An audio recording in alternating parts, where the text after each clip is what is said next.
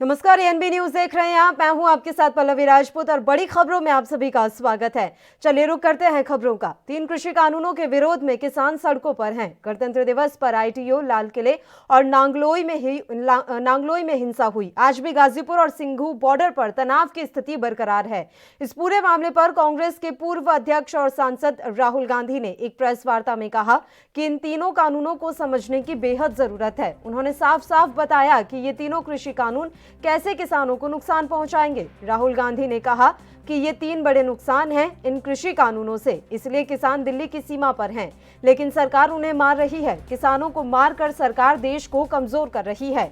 गणतंत्र दिवस पर हुई हिंसा को लेकर भी राहुल गांधी ने बयान दिया। उन्होंने कहा कि 50 किसानों को लाल किले के अंदर किसने जाने दिया? क्या इसे रोकना गृह मंत्रालय का काम नहीं है? होम मिनिस्टर से पूछिए इसके पीछे क्या आइडिया था।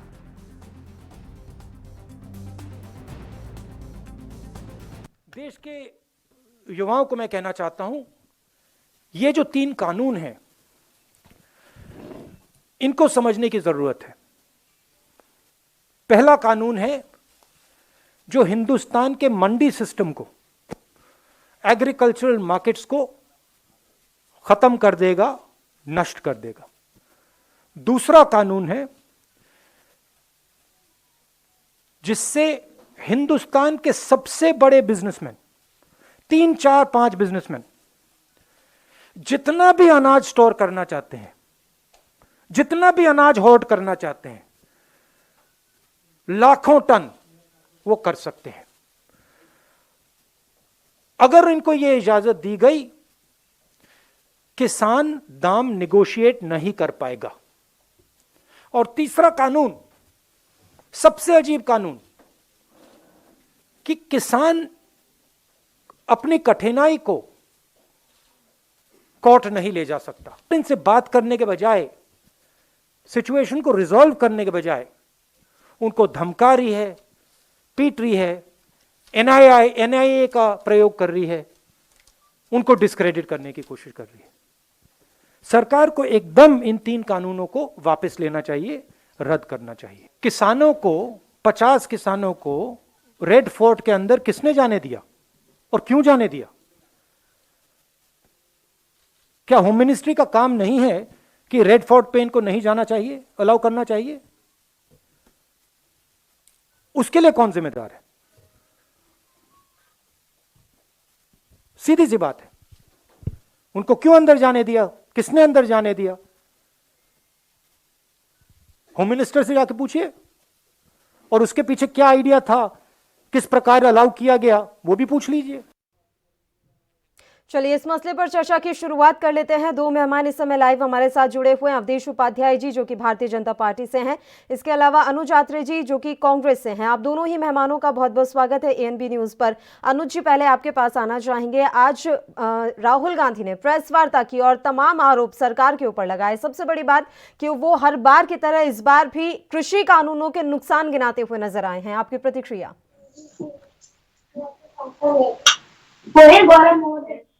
होने के नाते उनका क्या दायित्व है कि सरकार जो ये कानून लेकर के आई है और उससे तमाम जो है हमारा किसान जो है वो कहीं ना कहीं जो कृषि व्यवसाय है, जो 25 लाख करोड़ रुपए का इस देश का कृषि व्यवसाय है, जो इस देश हमारा कृषि प्रधान देश है, जिसमें 60% से ज्यादा आबादी किसानी व्यवसाय से जुड़ी हुई है, वो सब तबाही के कगार पर इस कानून के पारित होने के बाद आ गए हैं।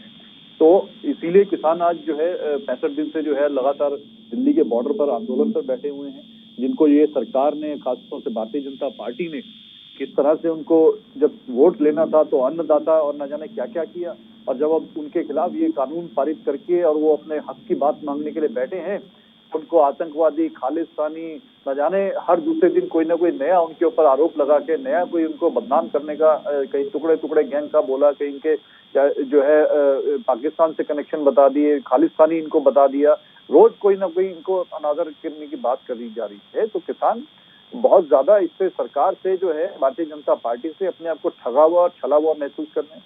आज राहुल गांधी जी ने बहुत संक्षिप्त में इस तीनों कानून के और 3 जो बड़े नुकसान होने वाले हैं वो गिनाए, सरल भाषा में गिनाए, बिना किसी आंकड़ेबाजी के गिनाए। इन तीनों कानून से जो है खेती व्यवसाय पूरी तरह से तबाह हो जाएगा। केवल 4 से 5 पूंजीपति जो मित्र हैं इनके, भारतीय जनता पार्टी के जो मित्र हैं, वो सारे लोगों का इसमें इंटरेस्ट नहीं है, लेकिन उनको ध्यान में रखते हुए ये कानून बनाए गए हैं जो इसमें व्यवसाय में है, और जिन्होंने पहले से ही इस कानून को पारित होने के साथ साथ ही अपने पहले से बड़े बड़े वेयर हाउसेज, बड़े बड़े अन्न के अनाजों के गोदाम जिनके बनने शुरू हो गए हैं।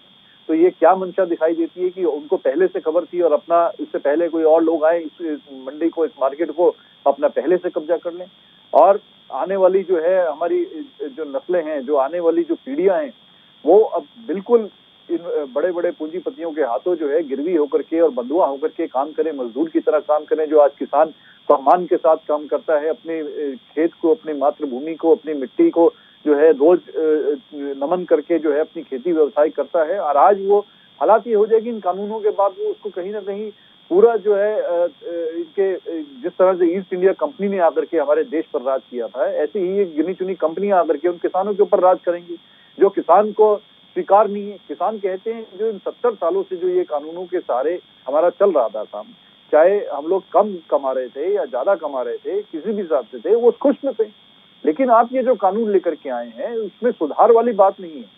स्वामीनाथन आयोग की बार बार ये दुहाई देते हैं। स्वामीनाथन आयोग की जब रिपोर्ट आई थी, 200 उसमें उनके सुझाव थे, 200 में से 170 सुझाव कांग्रेस की सरकार, डॉक्टर मनमोहन सिंह जी की सरकार ने स्वीकार कर लिया था, और केवल 30 पॉइंट जो रह गए थे उसके लिए भी इन्होंने बोला था कि हम पूरी रिपोर्ट लागू करेंगे। आज 6.5 साल होने जा रहे हैं, अभी तक ये न्यूनतम समर्थन मूल्य को पूरी तरह से उनको देने के लिए गारंटी नहीं देते हैं, जो किसान इनसे बार बार मांग रहे हैं, जिसके आधार पर देश के तमाम किसानों ने इनको 2 चुनाव केंद्र सरकार के जिताए, 2014 में जिताया, 2019 में जिताया। यही वायदा किया था देश के प्रधानमंत्री जी ने उनसे जाके कि आप हमारे को वोट दीजिए, हम आपको एमएसपी पूरा आपको दिलाएंगे, आपकी जो है कृषि की जो आमदनी है 2022 तक हम दोगुना कर देंगे। अब 2021 शुरू हो गया है, अभी तक उनको दोगुना छोड़िए, जो उनका मूल्य है अभी तक मूल्य नहीं मिल रहा है। अभी भी किसान जो है घाटे में अपनी फसल बेच रहे हैं। क्यों? उसके लिए कौन जिम्मेदार है? क्यों आपने आज पूरे देश में जो है अर्थव्यवस्था को बर्बाद कर दिया, चौपट कर दिया? केवल ये 4 से 5 जो इनके बार बार जो कहा जा रहा है कांग्रेस पार्टी के द्वारा, केवल उन्हीं लोगों की बैलेंस शीट जो है ऊपर चढ़ती जा रही है। बाकी देश के हर लोग, चाहे कोई कॉर्पोरेट हो या मिडिल क्लास हो या गरीब आदमी हो, सब लोग जो है तबाही के कगार पर जा रहे हैं। सरकार लगातार, सरकार कंपनियों तक को बेचने पे लग गई है। आपने लगाने का, इस देश को बनाने का काम नहीं किया, लेकिन कांग्रेस की सरकारों ने जो देश को बनाया, जिस देश को संवारा, जिस देश को बड़ी बड़ी कंपनियां लगा के दी ताकि इस देश की हमारी अर्थव्यवस्था मजबूत हुई, उससे आप तो उनको बेचने तक में लग गए हैं। जी, एक प्रतिक्रिया अवधेश जी से भी ले लेते हैं। राहुल गांधी ने जो प्रेस वार्ता की है, क्या कुछ कहना है उस पर भारतीय जनता पार्टी का? सर, तमाम कमियां और खामियां गिनाई है राहुल गांधी ने, और अनुज जी की भी बातें आपने सुनी होंगी, उन्होंने भी बताया है कि किस तरह से क्या कुछ जो कमियां हैं वो भारतीय जनता पार्टी की हैं। देखिए पल्लवी जी, अनुज जी ने कहा मैंने सुना, और राहुल गांधी ने जो कहा है वो भी मैंने सुना है। मैं बता दूं आपको कि भारतीय जनता पार्टी किसानों के प्रति संवेदनशील है, और संवेदनशीलता का उदाहरण यह है कि हर बार वार्ता के लिए तैयार हुई केंद्र सरकार। और देखिए जो जो मुख्य मांगे थी किसानों की, ठीक है, उन सभी पर संशोधन करने को केंद्र सरकार राजी हुई। लेकिन बाहर आके ये कहते थे भाई समस्या का हल नहीं हुआ, समस्या का हल नहीं हुआ। पल्लवी जी देखो, समस्या उस समस्या का हल होता है जब कोई समस्या वाकई में होती है। इनको समस्या थी नहीं किसी से भी, भाई समस्या होती है तभी तो उसका हल होगा। सभी हमारे केंद्रीय कृषि मंत्री ने कहा, हर बार कहा कि भाई जो आपकी मांगे हम उनको मानने को तैयार हैं, उसमें संशोधन करने को तैयार हैं। आज ये राहुल गांधी बोल रहे हैं, जब इन्होंने इनकी सरकारें थी तब इन्होंने क्या किया किसानों के लिए? किसान बेचारा डीजल भर भर के पानी देता था अपने खेतों में। आज भारतीय जनता पार्टी होने के बाद आज जो है बिजली की सुविधा है, ट्यूबवेल की सुविधा है, आराम से पानी देता है। 6,000 रुपए किसान सम्मान निधि भारतीय जनता पार्टी द्वारा किसानों को दी जा रही है। ये तो वो लोग हैं जो केवल देश को जलाने की कोशिश करते हैं। 26 जनवरी को जो घटना हुई लाल किले पर, जिस तिरंगे का अपमान किया गया, पल्लवी जी बताऊं मैं आपको, इस तिरंगे की शान के लिए हजारों लाखों कुर्बानी हमारे देश ने दी। एक सरदार ने वो उखेड़ के फेंक दिया और एक सरदार भगत सिंह उसके लिए फांसी का झूला झूल गए। ये किसान नहीं है। आज आपने देखा होगा पुलिस वालों पर तलवारों से हमला किया गया है। किसान तो इन्हें देख देख कर खून के आंसू रो रहा होगा। देश का जवान और किसान भारतीय जनता पार्टी के आने के बाद दोनों ही खुश हैं, दोनों ही सशक्त हैं। आप ग्राउंड पर जाके बात कीजिए उनसे। 80 करोड़ किसान हैं, अगर ये इतने हितैषी बनते हैं तो भैया 40 लाख किसानों के पास ट्रैक्टर है। इनकी सरकार रही 70 साल। अरे भाई, सब किसानों को ट्रैक्टर दिलवाते, क्यों नहीं दिलवाए? आज ये भड़काने में लगे पड़े हैं। सीए पर इन्होंने भड़काया देश को, सीए में पूरे देश को जलवाया इन्होंने। किसान आंदोलन सबके सामने है। ठीक है भैया, एक बात बताओ, संविधान नहीं मानोगे, सरकार का कहना नहीं मानोगे, कानून नहीं मानोगे, तो भैया क्या मानोगे? तो गाजीपुर बॉर्डर पर जो बैठे हैं वो कौन है अवधेश जी? और अब तो संख्या और भी ज्यादा बढ़ती जा रही है। देखिए, अब तो ये पूरा देश जान चुका है ये कौन है। बात रही है जो बता रहे थे कि लाल किले में कैसे घुस गए, अनुज जी ने बात की थी शुरू। भैया, वहां तो पुलिस प्रशासन ने रोका था उनको आईटीओ पर, जब उन्होंने रूट चेंज किया था। वो तो पुलिस पर ट्रैक्टर चलाना शुरू कर दिया उन्होंने। मैं आपको एक 2 लाइन बताना चाहूंगा। ये राष्ट्र धर्म को नहीं मानते, ये इतने नालायक हैं, मनोदशा बिगड़ी है इनकी, ये पप्पू के पायक हैं। ये केवल देश की जनता को बरगलाकर, भड़काकर, जात पात में बांटकर, ऊंच नीच में बांटकर अपनी राजनीति जो बची खुची है उसको जो है बचाना चाहते हैं। और ठीक है, ये बात आज योगेंद्र यादव ने आपके लिए कही है, वैसे भारतीय जनता पार्टी के लिए कही है कि सिख वर्सेस हिंदू बनाने की कोशिश की जा रही है। पूरे आंदोलन को अब सिख और हिंदुओं में बांटा जा रहा है बीजेपी की तरफ से। मैं बता रहा हूँ योगेंद्र यादव की बात। देखिए, जब जेएनयू में कोई होता है मुद्दा तो वो छात्र बन जाते हैं। ठीक है, किसानों के मुद्दे होते हैं, किसान बन जाते हैं। ठीक है, किसी और का मुद्दा होगा तो वो बन जाते हैं। वो तो बिना बेपेंदी के लौटे हैं। वो हैं क्या? आखिर ये तो बताए देश को कि हम हैं क्या? कभी छात्र बन जाते हैं, 60 साल 70 साल की उम्र होगी करीब उनकी। ठीक है, कभी किसान बन जाते हैं, कभी व्यापारी बन जाते हैं। तो उनको पहले ये तय करना चाहिए कि मैं हूं क्या, मैं किस चीज का आंदोलन कर रहा हूं। अब ये देश की जनता भड़कने वाली नहीं है इनसे। अब इनको मुंह तोड़ जवाब देगी। देश का अपमान हुआ है, तिरंगे का अपमान हुआ है, संविधान का अपमान हुआ है पल्लवी जी, कोई खेल नहीं है। ठीक है, अनुज जी से प्रतिक्रिया ले लेते हैं सर इस पर। बोलिए अनुज जी।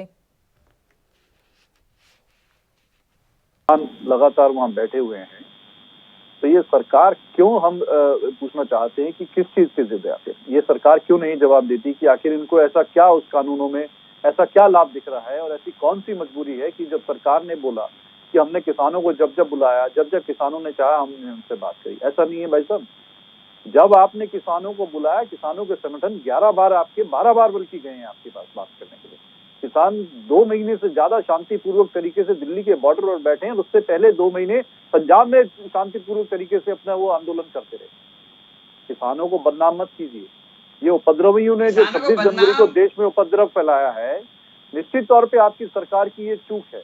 भारतीय जनता पार्टी के लोगों के द्वारा ये उपद्रव फैलाया गया है और ये केंद्र की सरकार की चूक है। क्यों आपने उपद्रव होने दिया दिल्ली में? आपको क्या मालूम नहीं था कि इनमें उपद्रवी शामिल हैं या उपद्रव हो सकता है? आखिर क्यों नहीं आपने कंट्रोल किया? देश की राजधानी दिल्ली का हमारा जो है इतना बड़ा उस दिन 26 जनवरी पे पर्व, गणतंत्र दिवस का पर्व, राष्ट्रीय पर्व, आपने उसमें क्या संदेशा विश्व में दिया? क्या आज से पहले 70 सालों में बिल्कुल आपने वही किया जो बार बार मोदी जी कहते हैं, जो 70 सालों में नहीं हुआ हम वो करेंगे। आप वो कर रहे हैं इस देश को बर्बाद करने के लिए कि जिसने कभी कल्पना नहीं करी थी। गणतंत्र दिवस पर आपने इतना बड़ा जो है दिल्ली में उपद्रव करवा दिया कि किसी ने नहीं सोचा था और ये आपके शासन में ही हो सकता था। देश की धरोहर लाल किला, जहाँ से 1947 से लेकर के और 2020 तक के 15 अगस्त को जो है सारे प्रधानमंत्रियों ने बड़े शान से देश का तिरंगा लहराया है। ये किसकी चूक है वहां पर, अगर जो है एक वहां पर तिरंगे के अलावा किसी और ने दूसरा झंडा लहरा दिया गया था? कहाँ गई आपकी पुलिस फोर्स और कहाँ गया वहां पे लाल किला में जो लगातार मिलिट्री वहां पर तैनात रहती थी, आर्मी का वहां पर पहरा रहता था और गणतंत्र दिवस में तो वैसे भी एडिशनल फोर्स वहां पर थी। किसने खुला छोड़ दिया उनको वहां पर जाने दिया और कैसे उनको पता चल गया? और देखिए सबसे बड़ी बात, ये बार बार जो ये आतंकवादी किसानों को और अपराधी बता रहे हैं, देखिए किसानों, हमारे किसान भाइयों को बदनाम मत कीजिए। उनमें जिन्होंने उपद्रव फैलाया है सब लोग आइडेंटिफाई हो रहे हैं। वो ये अलग बात है कि आप उनसे कार्रवाई नहीं कर रहे हैं, लेकिन ठीक है, दोनों ही मेहमानों से मेरी रिक्वेस्ट है आप बने रहिए हमारे साथ। बुलेटिन में एक छोटे से ब्रेक के लिए रुकना है, ब्रेक के उस पार इसी तरीके से चर्चा जारी रहेगी, फौरन हाजिर होंगे।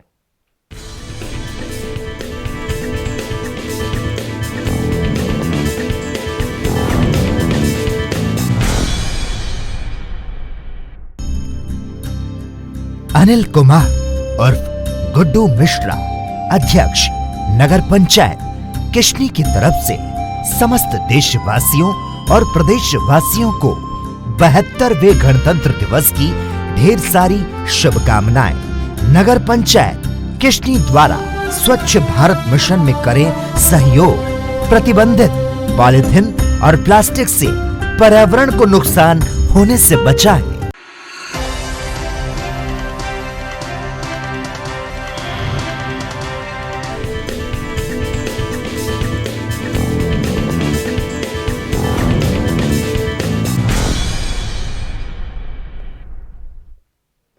ब्रेक के बाद एक बार फिर से बड़ी खबरों में आप सभी का स्वागत है और आपको बता दें कि कृषि कानूनों को लेकर बवाल लगातार जारी है और इस बीच बजट सत्र शुरू होने से पहले भी मोदी सरकार को चौतरफा घेरने के लिए विपक्षी पार्टियां एकजुट हो चुकी हैं। कांग्रेस समेत 16 राजनीतिक पार्टियों ने मिलकर 29 फरवरी को बजट सत्र के पहले दिन संसद में राष्ट्रपति के अभिभाषण का बहिष्कार किया। कांग्रेस के वरिष्ठ नेता गुलाम नबी आजाद ने कहा कि कांग्रेस समेत 16 राजनीतिक दलों की ओर से हम सूचित कर रहे हैं कि 29 जनवरी को संसद में राष्ट्रपति रामनाथ कोविंद के अभिभाषण का बहिष्कार करने का हमने फैसला लिया है। गुलाम नबी आजाद ने यह भी कहा कि यह फैसला कृषि कानूनों के विरोध में लिया गया है। वहीं विपक्षी दलों की ओर से किए गए बहिष्कार को केंद्रीय मंत्री रविशंकर प्रसाद ने दुर्भाग्यपूर्ण बताया। रविशंकर प्रसाद ने कहा कि यह दुर्भाग्यपूर्ण था कि उनके अभिभाषण का बहिष्कार किया गया। कांग्रेस के एक सदस्य ने अंदर आकर नारे लगाए। आम आदमी पार्टी के सांसदों ने व्यवधान डालने की कोशिश की। यह अस्वस्थ परंपरा है।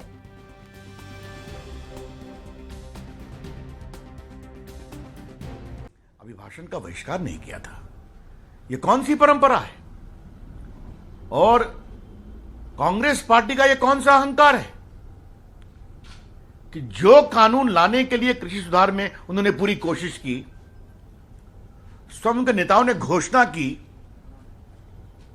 उनके कृषि मंत्री ने घोषणा की बार बार कि यह देश के लिए जरूरी है, तो जिस कृषि कानून को किसानों के हित में जो भी मानते थे वो नहीं कर पाए, उसे हम कर रहे हैं। और आज देश के किसान और किसानी को आगे बढ़ाने के लिए कई हम लोगों ने नीतिगत निर्णय किए हैं जिसका लाभ किसानों को मिला है, जिसकी विस्तार से चर्चा महामहिम राष्ट्रपति जी ने की है। उसको लेकर ये आचरण ये बहुत दुर्भाग्यपूर्ण है। ये अहंकार ठीक नहीं है और इसके पीछे एकमात्र अहंकार का कारण यही है कि देश में शासन चलाने का अधिकार हमें ही मिलना चाहिए, भले जनता का समर्थन हो या ना हो। दोनों मेहमान लगातार हमारे साथ जुड़े हुए हैं। अनुज जी, देखिए हम बात कर रहे थे कृषि कानूनों पर। ठीक है, कृषि कानूनों पर आप किसानों को समर्थन दे रहे हैं, सरकार का विरोध कर रहे हैं, तमाम बातें समझ में आती हैं, लेकिन राष्ट्रपति के अभिभाषण का बहिष्कार, ये कौन सी नई परंपरा शुरू की गई है कांग्रेस की तरफ से और तमाम जो विपक्षी पार्टियां आपका साथ दे रही हैं? देखिए, परंपराओं की दुहाई देने का तो ये भारतीय जनता पार्टी को मुझे लगता है कहीं से कोई अधिकार नहीं। परंपराओं का तो इन्होंने कभी पालन किया ही नहीं है। परंपराओं को बीते इन 2014 से लेकर और 2021 आ गया, तमाम देश की परंपराओं को टूटते हुए इस सरकार के द्वारा, भारतीय जनता पार्टी के द्वारा हम लोगों ने देखी है। नहीं सवाल आज राष्ट्रपति महोदय का जो आज वो भाषण का बहिष्कार किया है, बजट भाषण का, तो ये आपको मैं बता दूं, ये जो राष्ट्रपति जी का जो भाषण होता है, ये सरकार का एक मुखपत्र होता है। सरकार के लिए तरफ से जो दिया गया, जो भारतीय जनता पार्टी की सरकार की तरफ से लिखा गया होता है, राष्ट्रपति महोदय उसी को ही पढ़ करके बताते हैं। और कांग्रेस पार्टी के साथ तमाम विपक्षी दलों ने एक ध्वज में आकर के इसका निर्णय किया था कि हम सरकार का ये जो काले कानूनों को जब तक वापस नहीं लेंगे, हम इनकी वाहवाही सुनने को तैयार नहीं। ये अपने मुंह मियां मिट्टू जो का करने का जो एक स्क्रिप्ट लिखी गई थी, उसको स्वीकार करने का काम कांग्रेस पार्टी नहीं कर सकती है। और ये लोकतंत्र में सबको अधिकार है, ये लोकतांत्रिक प्रक्रिया के तहत ये लिया गया निर्णय है। इसमें कोई परंपरा आड़े नहीं आती है, किसी परंपरा को जो है इसमें भंग नहीं किया गया है। लेकिन सबसे पहली बात यह है कि बार बार भारतीय जनता पार्टी की सरकार से आग्रह किया जा रहा है कि आप ये कानूनों को क्यों नहीं वापस ले रहे। कौन सी जिद में आप बैठे हैं? अहंकार की बात करते हैं रविशंकर प्रसाद जी, तो देखिए हम कहां से अहंकार करेंगे? हम तो सरकार में नहीं, हम तो बार बार आपसे विनती कर रहे हैं। अहंकार तो आप कर रहे हैं, ये आपके किसान आपके वोटर हैं। कांग्रेस पार्टी को इस देश के किसानों ने 2019 में और 2014 के चुनाव में उसने वोट नहीं दिए जितने वोट आपको दिए, जितनी ज्यादा सीटें आपको जिताई, क्योंकि आपके वायदों पर उन्होंने विश्वास करके आपको मौका दिया था। आपने मौका 60 महीने का मांगा था, 60 महीने बना 60 साल 2014 में, आप उसमें फेल रहे। फिर आपको दूसरा मौका दिया 2019 में। अब आपने क्या दिया उनको? लगातार आपकी नीतियां जो है देश के गरीब जनता के विरोध में है, देश के गरीबों के विरोध में है, अब देश के किसानों के विरोध में आप लेकर के आए। आप पहले नोटबंदी का कानून लेकर के आए, आपने तमाम देश के गरीब आदमी और देश के मिडिल क्लास लोगों की कमर तोड़ दी उससे। वो भी वही इन्हीं दौरान यही मंजर था। वो भी जिस तरह से आज किसान भाई हमारे जो है रात के सर्दी में, ठंड में, दिन में 1 डिग्री के टेम्परेचर में दिन रात वहाँ पे बुजुर्ग हमारी माताएं बहनें, हमारे लोग वहाँ बैठे हुए तरस रहे हैं, तड़प रहे हैं। ऐसे ही नोटबंदी में आपने लोगों को 2 महीने तक लाइनों में लगाया था 50 दिन, जनता भूली नहीं है। उसके बाद जीएसटी का आप कानून लेकर के आए 2017 में। जीएसटी से जो है पहले से ही तबाह अर्थव्यवस्था को आपने जो है और तबाह कर दिया। आज तक आपने यानी कि इन तमाम कारणों के कारण आपने ये डिसाइड किया, मतलब 16 पार्टियों ने मिलकर ये निर्णय लिया कि हम राष्ट्रपति के अभिभाषण का बहिष्कार करेंगे और शायद इससे सरकार पर कुछ दबाव बन जाए। अवधेश उपाध्याय जी, आपसे मैं समझना चाहूंगी, रविशंकर प्रसाद को ऐसा क्यों लग रहा है कि कांग्रेस की दिक्कत बस यही है कि वो शासन नहीं कर पा रही है और हर हाल में उन्हें बस सत्ता चाहिए? उन्होंने बिल्कुल सही कहा पल्लवी जी। और ये जो 16 दल है, ये दल नहीं, ये मां ठगबंधन गैंग है इनका पूरा, ठीक है, जिसने अपने शासन में जब जब इनका शासन आया तब तब इन्होंने अपने देश को पूरी तरह से ठगा। ठीक है, ये पूरा देश अब जान चुका है, बहुत अच्छी तरह से जान चुका है। और देखिए दिक्कत किसे है ये भी मैं बता दूं किसी बिल से। बादल जी की बात ले लीजिए, आप एक एग्जांपल दे रहा हूं मैं। उनके पंजाब में एग्रो फार्म्स हैं बहुत सारे, कोल्ड स्टोर वगैरह, ठीक है, उन्हीं के नाम से हैं। किसान जो है, छोटा किसान जिसके पास 4-5 बीघे जमीन है, ठीक है, मतलब 8-10 बीघे जमीन है, वो क्या होता है, वहां के जो किसान हैं पंजाब के, वो पहले अपना अनाज पर स्टैंप लगवाते हैं बादल एग्रो की, तब जाकर वो एफसीआई को माल बेच पाते हैं। ठीक है, ऐसे ही शरद पवार की बेटी है, आलू प्याज टमाटर का व्यापार है उनका। अब इस बिल से, जो 3 बिल हैं, इन बिलों से उनकी दुकानें हो गई बंद। और हाँ, एक सबसे बड़े किसान हैं दामाद जी,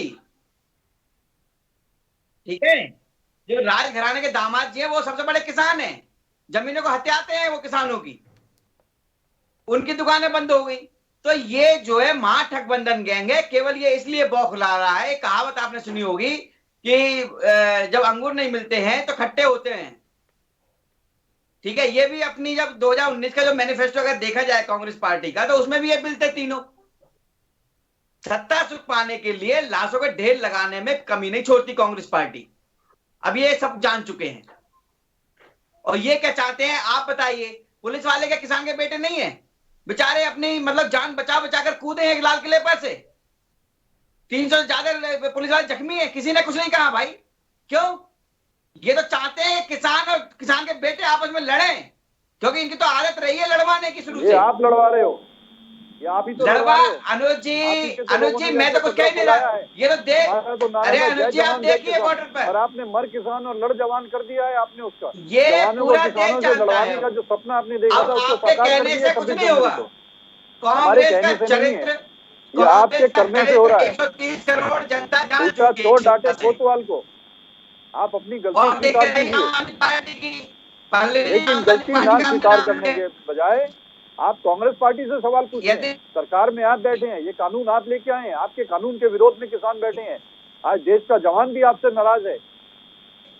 देखिए वहां पे सिंघू बॉर्डर पे जाकर के किस तरह से पुलिस वालों ने जय जवान जय किसान के नारे लगाए हैं किसानों के हक में और जवानों के हक में। हर चुनाव में आपको हार का मुंह देखना पड़ रहा है। आप कह रहे हैं ये किया, जीएसटी लेके आए, नोटबंदी की, देखिए फिर भी पूर्ण बहुमत से जीत रहे बिहार में। देखिए हम हारे हैं, और देखिए आने वाले चुनाव बंगाल में है, बंगाल में भी 200 से ऊपर सीटें आएंगी बीजेपी की। आप उस जीत को नाजायज फायदा उठा रहे हैं, धोखा दे रहे हैं। नाजायज हमेशा कांग्रेस पार्टी ने उठाया है। अगर आप इसलिए नहीं कह रहे हैं क्योंकि आप कांग्रेस पार्टी से जुड़े हुए हैं, पर विश्वास करके आपको सच्चाई यही है, कांग्रेस ने पिछले 70 सालों में इस देश को घुन की तरह घुना है। दिखाएंगे देश के किसानों को कि हम अब आगे कैसे घुने, क्योंकि घुनने नहीं दिया जा रहा देश अब, और ना घुना दिया जाएगा। अब तक जो घुना वो घुन लिया, अब आगे घुनने नहीं दिया जाएगा। अवधेश जी एक सवाल का जवाब दीजिए। राष्ट्रपति के अभिभाषण का बहिष्कार आज किया है और इसी के साथ ये तो साफ हो गया है कि बजट सत्र इतनी आसानी से नहीं चलने देगी विपक्षी पार्टियां, तो उसके लिए किस तरह से तैयार आप नजर आ रहे हैं? देखिए तैयार नहीं, बजट होगा, आप देखते रहिए, बहुत शांतिपूर्ण बजट होगा। इन महागठबंधन गैंग की वजह से देश को नुकसान नहीं होना चाहिए। भारतीय जनता पार्टी जब से आई है 2014 से अब तक का आंकड़ा उठा के देख लीजिए, जो भी निर्णय लिया है वो राष्ट्र हित के लिए निर्णय लिया गया है, कोई निर्णय गलत नहीं लिया गया है। किसी से पूछ लीजिए आप, वो इन्हें बर्दाश्त नहीं है। ये तो वो लोग हैं जो सेना को कहते हैं भटका हुआ, सेना को गुंडा कहते हैं और पत्थरबाजों को कहते हैं भटका हुआ नौजवान। ये वो लोग हैं। एनआरसी का आपका डिसीजन बढ़िया था, कौन सा बिल बढ़िया था? देश की धरोहरों को बेच, अरे सारे बिल बढ़िया है, आपको चाहते हुए नहीं आया कोई बिल नहीं आया। ठीक है सर, आप दोनों ही मेहमानों का बहुत बहुत शुक्रिया तमाम चर्चा के लिए आप हमारे साथ जुड़े। तो बजट सत्र शुरू होने से पहले ही अब तमाम विपक्षी पार्टियां एकजुट नजर आ रही हैं। आपको बता दें कि राष्ट्रपति के अभिभाषण का आज बहिष्कार किया गया, जिसके बाद सियासत गर्म है, लेकिन ये साफ हो चुका है कि बजट सत्र इतनी आसानी से नहीं चलने देंगी विपक्षी पार्टियां, और तमाम जो विपक्षी पार्टियां हैं वो एकजुट होकर विरोध जरूर करेंगी। इसी के साथ बड़ी खबरों में फिलहाल के लिए इतना ही। मुझे दीजिए इजाजत। देश प्रदेश के तमाम ताजा और अहम खबरों के लिए आप देखते रहिए ANB न्यूज। नमस्कार।